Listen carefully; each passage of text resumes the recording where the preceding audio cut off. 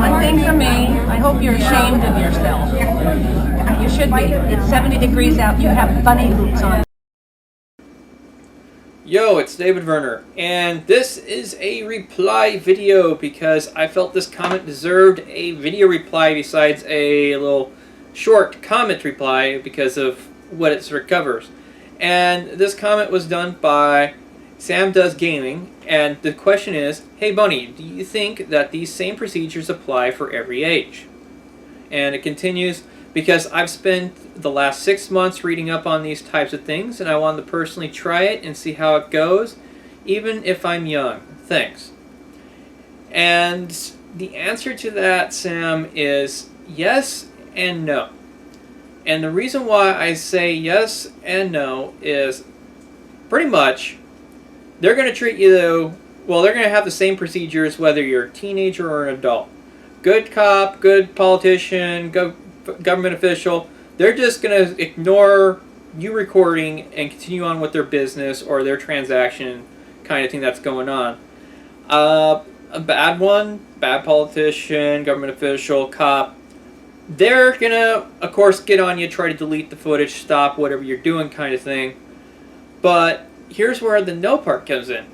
They're going to be worse because you're young. Because they know you're a teenager, they're going to try to use their adult wisdom or authority that they believe they have over you, trying to tell you everything you're doing is wrong by recording them or your interaction or whatever is happening in public, whatever exactly you're exercising your First Amendment rights with. So that's why I say no. But also, I mean, the yes part as in, they're going to treat you this, I mean, they're going to still go about their roundabout of either ignore you or going to try to stop you kind of part. It's just, if they're going to try to stop you, it's going to be, there's going to be a lot more pressure on that part. Which brings me into the next part where I want to give a little bit of advice to those that are like teenagers and stuff that see this kind of stuff and they think, hey, let's go, I want to go and do that. I want to go and exercise my First Amendment right kind of thing. Or do one of these videos for XYZ reason. And here's what I got to say. First thing you need to do is get your parents on board. You want to get them involved on this. And the main reason why I say this is because if they're not, you don't have their blessings, they're not on board, they're not supporting you on this kind of thing, or they're just going to be sort of nonchalant kind of thing, if they're not going to be nonchalant at the minimum, you're going to have problems. Because if you go out there and go and record a cop, go record a politician, security or whatever, and you get in trouble where they literally put you in handcuffs, and they either take you down to the jail, lock up, or they take you home in the back of the cop car, and now you're on the front doorstep with the cop there telling your parents you're in trouble for filming them, you're probably going to have your parents breathing down your neck and grounding you and all kinds of punishments, no allowance. I'm not sure what it is this day and age really for that, because I've been outside of that for over 10 years. So anyway, that's why I say get your parents involved, or at least have them be willing to allow you to do this kind of stuff. Now the next part is highly advisable. You don't actually see me do this. Actually, I haven't done any videos where I tag team, and it is to have some backup. And the main reason why I really recommend if you're a teenager is because you're going to want a second set of eyes to help you out. Maybe a second mouth or something to act as an eyewitness, corroborate what's going on kind of thing if stuff goes down here really fast. Or at least someone that can, if you get arrested, someone that can call your parents up and say, hey, yeah, he got arrested or she got arrested for filming. I'm not sure which police station or if they got the information. Who knows? Maybe they're able to hold on to your property so this way it doesn't, or your camera, so this way, hopefully the card doesn't get deleted or something like that. Or, worst comes to worst, you get beat, they destroy the camera, or they destroy the memory card, delete the footage, and do some other stuff to keep it where you can't recover the video footage. You're going to want that second eye, or at least second witness there. They don't have to necessarily be filming you. You could do it sort of like how Jeff Gray with Honor Your Oath, who has the EOG that backs him up on a few of his videos, the Epic Gold guy, who is usually within a block of where he's filming, and the Epic Gold guy may or may not be filming also or taking pictures. He may walk by kind of thing, but he's there backing up Jeff. Me, I'm an adult. I sort of know what I'm doing, and I've weighed out the risk and all that stuff. So yes, I can sort of do this alone, but I'm actually putting myself more at risk, and I don't advise teenagers to do the exact same thing that I'm doing, just doing a solo run. I really don't advise it, because if stuff goes downhill, you could be locked up on a Friday and no one knows where you're at until Monday. So that's the thing is that leads into the next part. You're going to want to weigh out the risks of doing this. You're going to want to say, okay, here's the risks. Why am I doing this? Because you don't want to just do this for views or subscribers or the money. Believe me, there is no money, especially in the first year of doing this. Literally, you probably won't see any money until 4 years doing this, if you're lucky. I don't even think Honor Your Oath pulls in enough to cover the expenses of doing what he does. For me, I definitely don't pull in the expenses. I'm losing every single time I go out and film, but I'm doing this for multiple reasons, and the thing is something I can do. It's enjoyable, standing up for your rights and all that stuff, and it's fighting the good fight kind of thing, as 3Dog would put it. So that's pretty much what you got to do. You got to weigh out the risk, because if you could be in a situation where I am right now, where I have to show up to court to defend myself on exercising my First Amendment and reporting on like security checkpoints or filming government officials. So you want to make sure you weigh out the risks. Do you really want to do this? Because especially if you're a teenager, are you planning to go to college? You know, if you get arrested, that could impact you going to college right there.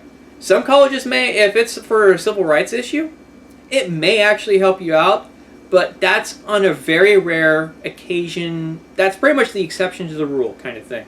Is if you're going in for some sort of like political science thing or civil rights law degree or something like that. That's where it may be the exception to the case, standing up for your First Amendment or exercising your First Amendment, going out and filming. So, but the thing is, you can end up with a misdemeanor charge doing this filming, and it could stay, and it could impact your ability to go to college. So that's why I ask you guys to really weigh out the risks for not just now, but how will it impact you at 18 and 21? You really need to think about that part, because if it get arrested and all of a sudden you have a charge you can't shake kind of thing, and you end up pleading guilty, or they stick the charge to you and you serve out your time and all that stuff, that can stay on there till after past the age of 18. Not all the time does your record get wiped out, especially in this day and age where anything that gets posted on the internet, including news articles, if your name gets thrown out there saying, hey, you did this, and someone really digs into it, they're going to find it. I guarantee it. Now, my last little tidbit, and this one can go for everybody. You're going to want to get sunglasses while you do this. Main reason why I advise you, if you're going to do this kind of stuff, and wear sunglasses. Now, if you're watching this or you've been watching my channel, you're probably familiar with other channels that deal with like DUI checkpoints, where they only roll down the window a little bit kind of thing, because you have that issue of, oh, we smell alcohol or we smell marijuana kind of thing. Well, they're going to start going in this tirade of excuses to try to shake you down to get your ID kind of thing. And one of their excuses is going to usually be you have bloodshot eyes. You know, I could have a lack of sleep. Insomnia, bad night kind of thing. And I'll have bloodshot eyes. And I got to go out and do the filming or whatever because it's my only opportunity. You know, I don't want to sit there and then shake me down. Oh, we suspect you're high. We suspect you're drunk. I smell alcohol. I smell pot. I smell marijuana. You know, this sort of helps diffuse that little issue by having a set of sunglasses on your face. Because if they can't really see your pupils kind of thing, and they can't make out if you got bloodshot, or try to make the excuse that they see you have bloodshot eyes, it sort of helps keep them from making that accusation. And so the less accusations you can give them to use against you, the better. Because guarantee, first time filming, you're going to get the shakes. And there you go. Is there a problem? Do you have a medical issue? Are you on drugs? Because you're shaking. But, of course, the age-old argument, hey, it's an adrenaline rush. You got an officer there talking with you that can ruin your life, or can shoot you because they're armed, kind of thing. You're going to have the shakes because, guess what? You have an opposing authority figure, and especially if you're a teenager. So I do recommend, try to do it on a sunny day, so this way you got an excusable use to wear sunglasses at the minimum, kind of thing. For me, I just wear sunglasses because I need eyeglasses. They're prescription, so I don't need to take them off for really anything, because then it's like, oh, you're trying to make me blind so I can't see what you're doing. So that pretty much wraps up this little video. I am working on another advice video dealing with privacy complaints. It's taking me a little bit longer to get going because I am trying to transcribe the video at the same time, so this way when it does go out, it'll have subtitles. I'm hoping to maybe, if someone else wants to get the subtitles done in a different language, I can try to get those put in. So this way, this helps everybody out that does activist videos and runs into a privacy complaint dealing with YouTube. So that should hopefully be out by the end of the week. I just got to finish up a few of the video clips. I'll have it uploaded, and then the most time-consuming part, because it took a while for me to transcribe it all perfectly, also to put it into the system, which can be time-consuming itself. So I'll hopefully have that up by the end of this week. This video is going up tonight. I'll see you guys later. You have to stop shaking. It's you can go ahead and hold on. I don't to want to it. hold your phone Okay. if it breaks or something. I don't want to break Got it. it. I'll But try to you're hold it shaking. So, sir, Yes. according to your business license, you're an entertainer and not a news journalist. U.S. Attorney's Office just let me know that you are not a news journalist and you are an entertainer. So again, I'm going to have to ask you. Okay. Specifically, isn't- no. I need to know where's the definitions for specifically